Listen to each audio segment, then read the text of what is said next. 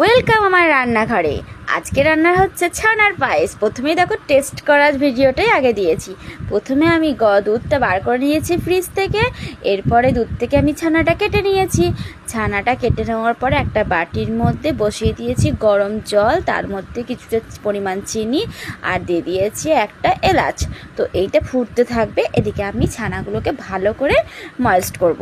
তো আমি যখন ছানাগুলোকে মাখলাম তখন কিন্তু ওটা বেশ ভালোই হয়েছিল শেপগুলো, আর দানা দানাও হয়েছিল, মানে দেখতেও ভালো লাগছিলো গোল গোল। আমি ভেবেছিলাম রসগোল্লা বানাবো, কিন্তু আমার পুরো ব্যাপারটাই ভুল হয়ে গেছে। আমি তো প্রথমে রসগোল্লাটা ওই চিনির জলের মধ্যে মানে রসের মধ্যে ডুবিয়ে দিয়েছি, যার কারণে পুরোটা ছানা ছানা কেটে গেছে, মানে একটা গোলের শেপও ছিল না।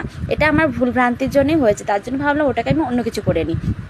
তাই দুধটা ফুটাতে বসিয়ে দিয়েছি। ঘন করে যখন দুধটা ফুটে গেল তখন আমি কাজু বাদামগুলো ভালো করে গুঁড়ো গুঁড়ো করে দিয়ে দিলাম, আর সাথে দুধটা ফোটানোর পর দুধটাকে ঘন করার জন্য আমি একটু পাউডার দুধ মিশিয়ে দিলাম, যেটা আমুল গোল্ড আর কি।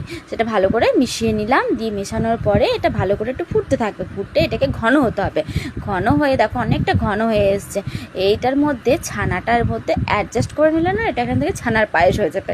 মানে আমার আইডিয়া ছিল আমি করব হচ্ছে কি বলতো রসগোল্লা, কিন্তু সেটা পারিনি, তাই আমি এটাকে ছানার পায়েস বানিয়ে দিয়েছি। এরপরে দেখলাম দুধটা অনেকক্ষণ ধরে ফুটে ফুটে এরকম ওয়েট আকার ধারণ করেছে। পরিমাণ মতো যে চিনির রসটা ফুটেছিলাম সেটার মধ্যে অ্যাড করে দিলাম।